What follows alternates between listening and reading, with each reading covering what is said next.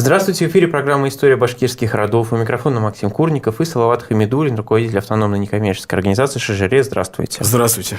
Я напомню, что мы в этой программе говорим о башкирских родах, в первую очередь, как о территориях, и о тех людях, которые на этих территориях живут, и о том, как они туда пришли, как они сами свою эту историю видели, и какой исторический контекст вокруг них был на протяжении веков. Сегодня мы поговорим о двух родах. О каких? Сегодня мы поговорим о двух близкородственных родах. Почему мы их решили в одной передаче объединить? Балыксы и Таныp. Они живут на смежной территории. Это вся территория Аскинского района. Восток Аскинского района населяет род Балыксы. Запад Аскинского района, а также весь Балтачевский район, а также значительную часть Татышлинского района, в общем-то, населяет род Таныp. Даже... У меня очень скудные познания в тюркских языках, но даже я знаю, что такое балык, на тюркских языках. Это имеет отношение к названию рода Балыксы или нет? Вот знаете как, тут, в общем-то, такая большая великая тайна и загадка, в общем-то, тут ломали голову, в общем-то, многие поколения историков и так далее. Вот дело в том, что Балыксы, напрямую переводится как рыбак, современного башкирского языка. Подразделения с похожими названиями, Балыкше или Балыкче, есть в составе кыргызов, есть, ряда алтайских народов. Когда-то было и у казахов такое подразделение. Опять же, непонятно, есть ли между ними какая-то генетическая связь, или это просто такая универсалия. Потому что, рыбаки, они везде рыбаки, так скажем. Да. Логично, что там так или иначе в составе какого-то народа всегда будет возникнуть какой-то род, носящий название рыбак и все. Вот это одно, так скажем, предположение. Да? Есть и другая, так скажем, версия, которую изложил в свое время наш выдающийся башкирский этнограф, этнолог Раиль Гумерович Кузеев, что Балыксы – это не от слова «рыба». Дело в том, что балык на тюркских языках не только рыба, а еще, город. То есть, это как называется, когда по написанию одинаково, но с разными смыслами? Амонимы, да. Да. Кала вроде бы город, например, по-казахски. Нет, Кала – это арабское слово. Это арабское слово. Ведь до того, как они, стали мусульманами, не было слова Кала и, допустим, персидское слово шахар, да? Шахар. Вот. А древнетюркское, название города – это Балык. Вот. То есть, у нас есть как минимум две теории. Да. И, даже смотрите, если мы обратимся к древнетюркским архон-енисейским памятникам, там четко написано, Тогу-Балык, то есть город на реке Тога, или, допустим, Хан-Балык, ханский город, или Беш-Балык, Пятиградие. Это как раз здесь сейчас Синьцзянь-Уйгурский автономный округ, там Пятиградие находилось, Беш-Балык. Это уже Китай. Да, сейчас, да. Или Хан-Балык, Хан-Балык, Пекин всегда, уже в Средневековье носил название, у тюркских и народов Хан-Балык, то есть ханский город Пекин. Вот. И так далее. И есть такая теория, что как раз балыкчинцы – это как раз жители неких городов, и при Сардаринских, возможно, где-то, в Средней Азии, потому что мы встречаем в тюркских, скажем, письменах балыкдакы, то есть городские жители, да, то есть такое выражение. С другой стороны, у нас два варианта перевода: либо рыбаки, либо горожане. Да, либо горожане, да. Вот. И, в общем-то, вот эти две версии, две гипотезы, которые до сегодняшнего дня они не получили своего разрешения. Давайте попробуем понять хотя бы территорию, на которой жил род Балыксы. Были ли там какие-то реки рыбные, для того, чтобы мы могли как раз понять, связано это с рыбой или скорее нет? Но есть еще и третье предположение. Да, как раз в предыдущей передаче мы говорили о выдающемся представителе рода Ирякте Али Чукури и его сыне Гарифуле Киикову, которые оставили исторические, стихотворные шажире своего рода оставили, написали, и, несколько сочинений такого исторического характера, где излагается история рода. И по одной из генеалогий, предком всех каратабынских и иректинских башкир был Майка Би. И забыли в прошлой передаче сказать. Майка Би – это историческая личность. Он был тысячником, служил у Чингисхана. То есть, предки иректинцев, табынцев, они наслуживали у Чингисхана. И когда Чингисхан умер, он передал этого Майка Би уже своему сыну Джучи. Когда Джучи умер, он уже в преклонном возрасте, Майка Би, служил уже у Батухана. И как раз генеалогия сохранилась, где от Майка-Би идут, эта линия идет, и потом разветвляется. И у одного из потомков Майка-Би, Карагазиз или Карачабий, был один сын по имени Балыксы. По генеалогии. Есть и такая версия. Третья. Да, третья, да, что это и не рыбак, И не горожанин, и не горожанин, а просто вот имя. Это, кстати, очень распространено было в то время давать вот такие там имена, там рыбак там, или охотник там, своему сыну. То есть там, поскольку люди были, в общем-то, еще в такой древнетюркской такой, значит, традиции находились. И вот смотря по склонности, вот он, допустим, любил ловить рыбу, и вот раз ну, его... или хотели наделить. Да, или он мог иметь два имени, да, это может быть это его прозвище, и которое, да, в общем-то, закрепилось, и все. То есть вот такие, значит, версии. Но генетически, опять же, когда были протестированы балыкчинцы, генетический ДНК-анализ показал, что они, в общем-то, генетически ничем не отличаются от соседних с ними, значит, таныпцев, ирактинцев, башкир, и, соответственно, ирактинцы происходят от башкир-табынцев Зауралья, и от башкир-табынцев Зауралья, и центральной Башкирии табынцев тоже, они ничем генетически не отличаются. То есть это вот как раз это одна какая-то предковая линия, в которую входят все вот эти перечисленные. Ну, еще раз тогда, да, давайте вернемся к вопросу по поводу рек, чтобы понять, все-таки рыба имела какое-то непосредственное отношение или нет? Да, я думаю, что да, они вот как раз балыкчинцы, они вот проживают непосредственно, их вотчины примыкали к Уфимке, к реке Уфимке, восточные вотчины примыкали, прям туда выходили, река Уфимка, вот она всегда славилась рыбой, по их территории протекает река Тюй, тоже такая интересная река, начинается она где-то, по-моему, в Пермском крае, течет к ним река Сарс. То есть, я думаю, с рыбой там проблем у них там никогда не было. То есть, они занимались.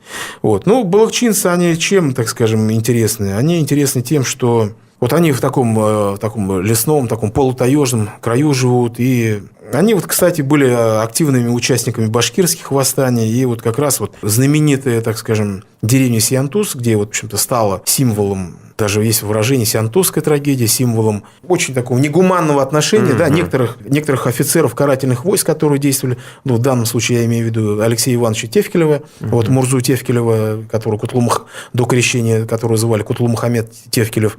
Вот как раз Сиантус является вот этим символом. Это балыкчинская деревня Сиантус, где вот у Рычкова написано, где была уничтожена целая деревня Сиантус, более 1000 человек, где вот они были загнаны Тевкелевым в амбар и были сожжены. 100 человек сожжено, и вообще, а в целом в деревне более 1000 человек, значит, было убито.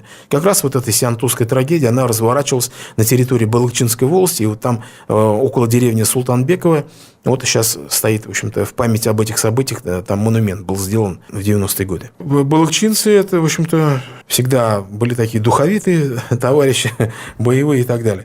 Ну вот, переходя к роду Танып. Танып, вот название Танып. Есть река Танып. Река Танып на территории Башкортостана, Быстрый Танып, есть и Гнилой Танып, две реки, в общем-то, с одним и тем же названием. Да, естественно, я думаю, что название этого рода происходит от вот этого гидронима, от реки Танып. Как я уже говорил, таныпцы, они генетически представляют тех же самых кластеров, табынский кластер. Это, я думаю, что эти те же самые табынцы, которые вот вслед за ирактинцами, наверное, где-то в веке 15-16, может быть, переселились из Зауралья вот на северо-запад современного Башкортостана. А можно попробовать перевести вот это название? Нет, название никак реки. Оно не переводится, никак. То есть она называлась так, скорее всего, с самых каких-то древних времен, с каких-то, да? Возможно, это вообще какое-нибудь уграфинское название. То есть мы не знаем, в общем, тут никак это не этимологию найти, в общем-то, практически сложно. Пытались, в общем-то. Причем ведь Танып, ведь этот гидроним не только на севере.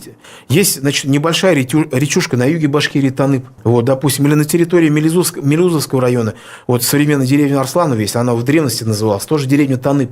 То есть этот гидроним, вернее, топоним, он разбросан по всей Башкирии довольно-таки. Из этого как раз вот и следует тот вывод, что род не изначально так себя, в общем-то, именовал. Получил от названия. А по сути дела, эти те же самые табынцы, возможно, группа ирактинцев, которые туда переселилась. Сам вот род Танып, он внутри себя имеет еще внутреннее членение. Есть, собственно, таныпцы, есть у них две тюбы, так называемые, внутри. Кайпанова тюба, то есть а потом она даже выделилась в Кайпанскую волость, и Казанчинская тюба, деревня Казанчи, вот это на территории уже Аскенского района, Казанчинск. Но это не более чем, опять же, такие тюбы, скажем, отделения возникли опять же, названия возникли по антропонимам. Был такой человек, Кайпан, там, Янзигитов, по имени которого...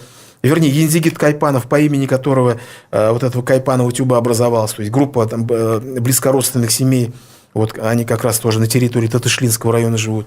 И Казанчинская, значит, тюрьма. Я думаю, что тоже был человек по имени Казанчи, который, в общем-то, тоже выделился в отдельную тюбу.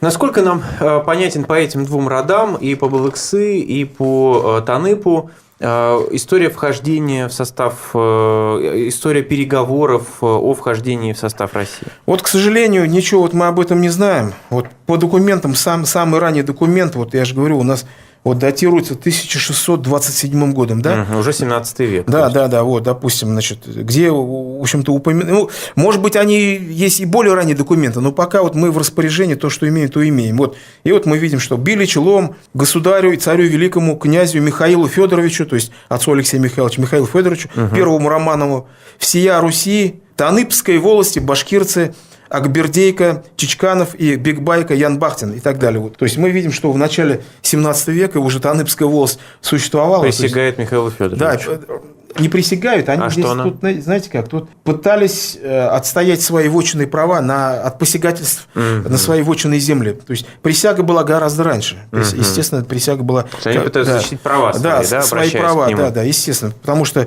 башкиры по любому поводу всегда обращались непосредственно к царю. У них вот такая была привилегия. Значит, и при смене любого перехода от одного царствования к другому всегда, значит, отправлялись башкирские посольства присягать русским царям, поскольку, еще раз повторюсь, их, скажем, подданство не было безусловным. То есть всегда, в общем-то, оговаривались условия с каждым, значит, конкретно царем, и всегда самое главное вот этот вопрос о защите их вотчинных прав. Поэтому мы ничего не знаем о времени вхождения присяги, к сожалению, не сохранилось, в отличие, там, скажем, от других башкирских родов. Давайте тогда поговорим о том, кто из этих родов был наиболее яркими представителями, кто вписал свое имя в историю Башкортостана?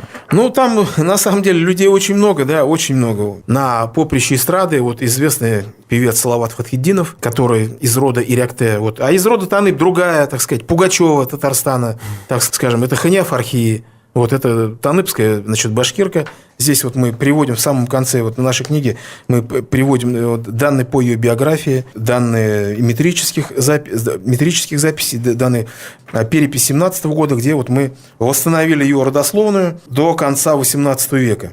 Вот. Я смотрю документы, вижу краем глаза, что конец 19 века, а написаны они арабской вязью. Да, это метрические записи Магометанского духовного собрания, то есть метрики. Все башкирские рода в это время писали арабской вязью? Или какие-то переходили? Нет, зачем? Все это мы перешли с арабицы, с арабской графики, это же только 20-е годы перешли, 20 века только произошел переход. Сначала на латиницу перевели, где-то лет 10 писали на латинице, потом где-то в 30-х, 40-х годах начали переводить уже на кириллицу. Вот, и вот эта Ханя Фархи, вот как раз она самая настоящая, скажем, таныпская башкирка из деревни Салаевка. Салаевка – это как раз это Кайпанская тюба внутри, значит, Таныпской волости, Кайпанка.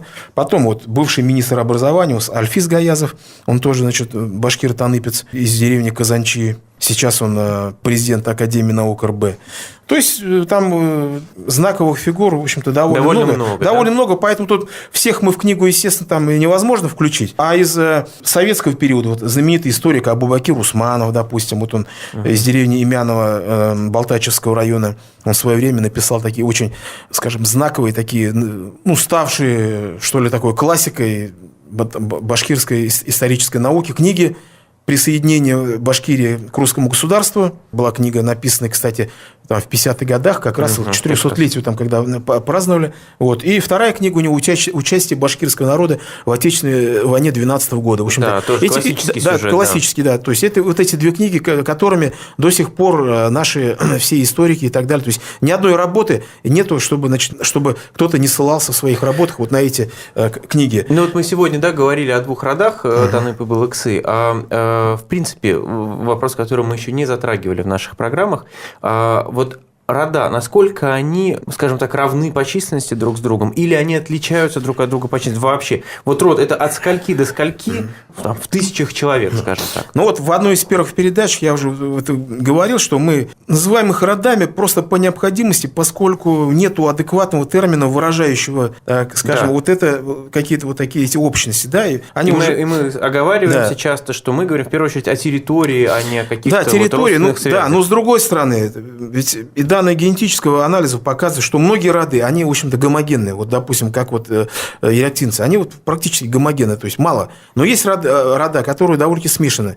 Поэтому в современной, значит, этнологии уже часто используются не рода, поскольку это сразу нас отсылает к Моргану, к Энгельсу, значит, происхождение семьи, там, частной собственности там, и так далее, его работа, где род – это такой, так скажем, переходный этап. Да. То есть переходный этап, значит, от семьи к племени, да, то есть это не то. Поэтому сейчас используется другой термин, как клан, да, то есть, может, даже имеет смысл их просто кланами называть. Вот. И вот этот Таныбский клан или там Балыкчинский клан или другие кланы, естественно, они по численности отличаются друг от друга. Очень значительно. Есть очень маленькие, есть очень большие. Есть кланы, которые сегодня, да, которые сегодня там состоят там, из одной-двух деревень даже. Есть даже такие, вот, которые, ну, в прошлом они были довольно-таки значительными, но вот в силу, значит, каких-то вот обстоятельств, вот они фактически... Есть кланы, которые вообще, можно сказать, исчезли. Вот есть род башкирский Бегатин, очень известный в свое время был в средние века. Ни одна генеалогия не обходилась без упоминания этого рода. Но его сейчас нету, ни одного селения Бегатинского не осталось. Потому что на территории Челябинской области в 50-х годах произошла вот известная ядерная, значит, авария на предприятии «Маяк». Да. Произошло, значит, радиоактивное заражение вот этой местности, да. И пришлось все вот эти бекатинские деревни просто взять и расселить по другим населенным пунктам. И не осталось ни одной деревни. А так как мы, опять же, говорим, что род или клан связан с территорией, да? Обязательно, да. То есть мы можем говорить, что есть люди, которые, значит, помнят, что они бекатинцы. Вот, есть такие люди, которые не забыли. Но фактически можно констатировать, что вот такой единицы нету. Потому что Ну вот если говорить о тех родах, о которых мы сегодня говорили, насколько они многочисленны? Ну, вот здесь вот у нас в первых томах мы не вели подсчет, но в последующих томах мы уже давали численность. Но я думаю, вот таныбцы с балыкчинцами, наверное, я думаю, их... Это крупные, средние или это, знаете, это, я думаю, мелкие роды? Таныбцы – это средний такой род, такой средний. Балыкчинцы, в общем-то, помельче. Ну, я думаю, таныбцев, ну, не меньше, не менее, ну, думаю, там от 1015-20, наверное, я уже думаю, есть точно таныбцев. Ну что ж, я напомню, это была программа «История башкирских родов». У микрофона были Максим Курников и Салават Хамидуллин, руководитель автономной некоммерческой организации «Шажире». До свидания. До свидания.